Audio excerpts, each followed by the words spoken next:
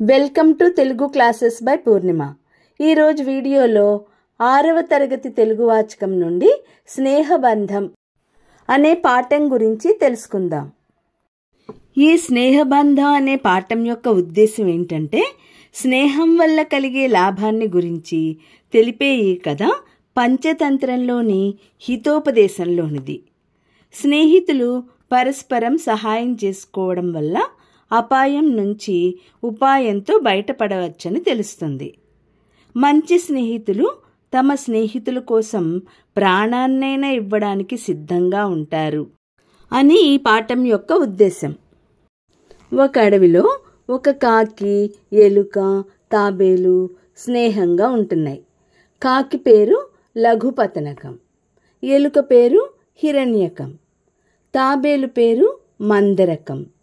ఇవి ఎప్పుడూ కలిసిమెలిసి ఉండేవి. ఒకరోజు ఒక జింక భయంతో పరిగెత్తుకుంటూ స్నేహితుల దగ్గరికి వచ్చింది. ఈ జింక ఎవరో, ఎందుకు పరిగెత్తుతూ వస్తోందో ఆ స్నేహితులకి అర్థం కాలేదు.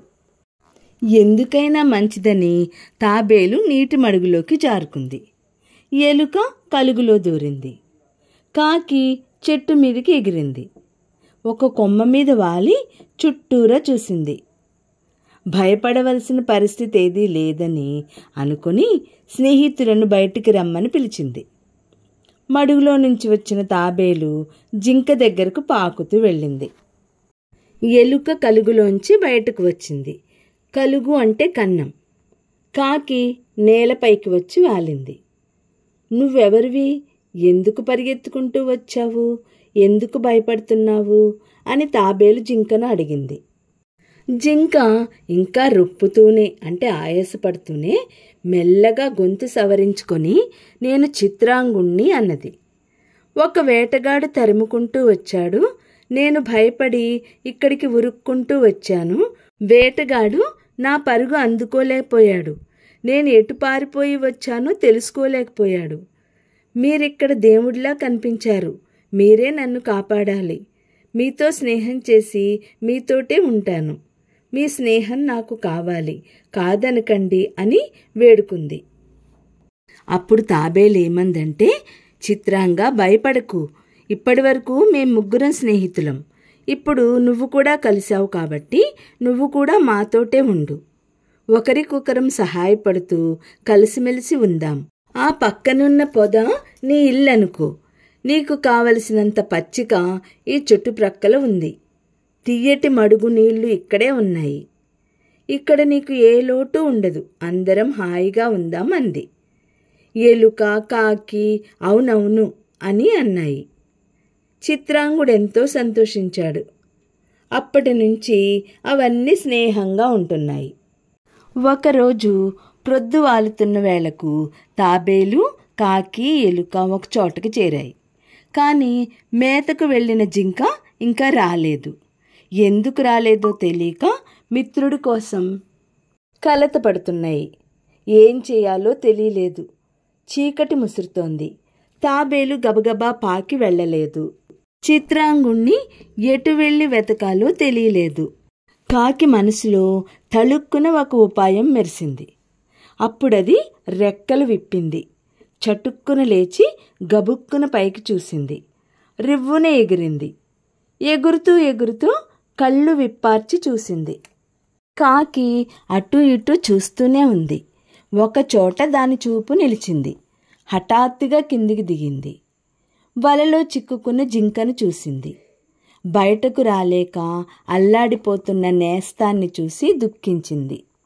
నేస్తమంటే స్నేహితుణ్ణి చూసి చిత్రాంగుడి దగ్గరకు వెళ్ళింది. కాకి చిత్రాంగుడితో, ఎంత ప్రమాదం జరిగింది చిత్రాంగా, నీలాంటి మంచివాడికి రావాల్సిన అపాయం కాదిది. కానీ ముందుగా నువ్వు ఈ ఆపద నుంచి బయటపడాలి అంది.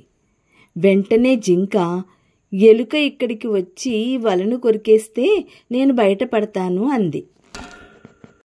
అప్పుడు వెంటనే జింక ఇలా అంది, ఎలుక ఇక్కడికి వచ్చి వలను కొరికేస్తే నేను బయటపడతాను అన్నది. అవును, వేటగాడు రాకముందే ఎలుకను తీసుకురావాలని ఎలుకను తీసుకురావడానికి వెంటనే ఎగిరిపోయింది. చిత్రాంగుడు ఎక్కువ ఎదురు చూసే అవకాశం లేకుండానే లఘుపతనకం తిరిగి వచ్చి వల దగ్గర వాలింది. దాని వీపు మీద నుంచి హిరణ్యకం గబుక్కున ఉరికి వల తాళ్ళు కొరికేసింది. ఒకవైపు తాళ్ళు కొరకగానే జింక బయటకు వచ్చింది. అప్పుడు ఎలుక జింకతో ఏమందంటే, ఇంత పెద్ద ఆపదలో నువ్వెందుకు చిక్కుకున్నావు? జాగ్రత్తగా ఉండాలి కదా అంది. ఆ మాటకు జింక, ఎంత జాగ్రత్తగా ఉన్నా ఒక్కొక్కప్పుడు అపాయం తప్పదు మిత్రమా. నా జీవితంలో ఎన్నో అపాయాలు వచ్చాయి. నాకు 6 నెలల వయసున్నప్పుడు ఒక వేటగాడి ఉచ్చులో చిక్కుకున్నాను. వాడు నన్ను ఆ దేశపు రాజకుమారునికి కానుకగా ఇచ్చాడు. రాజుగారి కోటలో నన్నందరూ ముద్దు చేసేవారు. నాకు స్వేచ్ఛనిచ్చారు. నేను నా ఇష్టం వచ్చిన చోటికి తిరిగేదాన్ని. నలుగురు కూర్చుని మాట్లాడుకుంటున్నప్పుడు పక్కన కూర్చుని వినేదాన్ని. నేను కూడా వాళ్లతో మాట్లాడడానికి ప్రయత్నం చేసేదాన్ని అని చెప్పింది. ఇంకా ఏం చెప్పిందంటే, ఒకనాడు నేను రాజభవనంలో నుంచి బయటకు వచ్చి వీధిలో తిరుగుతూ ఉంటే ఊళ్ళో వాళ్ళ పిల్లలు నా వెంటపడి నన్ను ముందుకు తరిమారు. నేనెంతో భయపడ్డాను. ఒక పూల తోట కంచె మీద నుంచి లోపలికి దూకాను. ఆ తోటలో ఆ సమయంలో అంతఃపుర స్త్రీలు విహరిస్తున్నారు. వాళ్ళు నన్ను పట్టుకుని రాజకుమారుని పడకటింటికి దగ్గరగా స్తంభానికి కట్టేశారు. ఆ రోజు రాత్రి కళ్ళు మిరిమిట్లు గొలిపే మెరుపులతో, చెవులు బద్దలయ్యేంత ఉరుములతో కుండపోతవాను కురిసింది. నా మీద కూడా వానచినుకులు పడ్డాయి. చల్లని గాలి వీస్తోంది. అప్పుడు నా చిన్నప్పుడు పరుగు తీసిన అడవి గుర్తుకు వచ్చింది. నన్ను కన్నవాళ్ళు, నా స్నేహితులు గుర్తుకు వచ్చి, ఇలాంటప్పుడు వాళ్లతో కలిసి ఉంటే ఎంత బాగుండునో అనుకున్నాను. ఆ మాట నేను నేర్చుకున్న మానవ భాషలో అన్నాను. నన్ను పెంచుకున్న రాజకుమారుడు నా మాటలు విని ఆశ్చర్యపోయాడు. ఈ వింతను కొలువుకూటంలో చెప్పాడు. సభలో పెద్దల సూచన ప్రకారం నన్ను అడవిలో విడిచిపెట్టమని తన సేవకులకు చెప్పాడు. ఈ విధంగా మళ్ళీ నేను పుట్టిన అడవికి వచ్చాను. స్వేచ్ఛగా బ్రతికాను. ఒక వేటగాడు తరుముతుండగా బెదిరి మీ దగ్గరకు వచ్చాను. తర్వాత సంగతి మీకు తెలిసిందే కదా అని చెప్పింది జింక. అప్పుడు చిత్రాంగుడు, హిరణ్యకం, లఘుపతనకం మాట్లాడుకుంటూ మెల్లిగా తిరిగి వస్తుండగా మందరకం ఎదురుపడింది. స్నేహితులను చూసి ఊపిరి పీల్చుకుంది. కానీ ఎలుక మాత్రం తాబేలును కోప్పడింది. ఏం కొంప మునిగిపోయిందని వచ్చావు నువ్వు? మేం వస్తూనే ఉన్నాం కదా అంది. వీళ్ల సంభాషణ ఇలా సాగుతుండగానే వేటగాడు అటువైపు రావడం కాకి పైనుంచి గమనించింది. వేటగాడు వస్తున్నాడు, వడివడిగా నడవండని స్నేహితులను కాకి తొందర పెట్టింది. ఇంతలో వేటగాడు రానే వచ్చాడు. ఎలుక కలుగులోకి దూరింది. జింక దాక్కుంది. తాబేలు మాత్రం భయంతో నిల్చుండిపోయింది. వేటగాడు దగ్గరకు వచ్చి దాన్ని పట్టుకుని వింటినారికి కట్టుకున్నాడు. ఉన్నట్టుండి ఇంకో ఉపద్రవం వచ్చినందుకు స్నేహితులంతా నివ్వెరపోయారు అంటే ఆశ్చర్యపోయారు. మిగిలిన 3 స్నేహితులు వెంటనే చురుగ్గా ఆలోచించారు. ఎలుక ఒక ఉపాయం చెప్పింది. ఆ ఉపాయం ప్రకారం కొంత దూరంలో వేటగాడు వెళ్లే దారిలో జింక చచ్చిన దానిలా పడి ఉంటే కాకి జింక మీద వాలి దాని కళ్ళు పొడుచుకుని తింటున్నట్టు నటిస్తోంది. వేటగాడు అది చూసి ఎదురుగా జింక దొరికినందుకు మురిసిపోయాడు. జింకను భుజానికి ఎత్తుకుందామని తాబేటిని కింద పెట్టి జింక వైపు నడిచాడు. అది చూసి ఎలుక వింటినారి కొరికింది. తాబేలు మడుగులోనికి జారింది. ఎలుక కలుగులో దూరింది. కావు కావుమంటూ కాకి ఎగిరింది.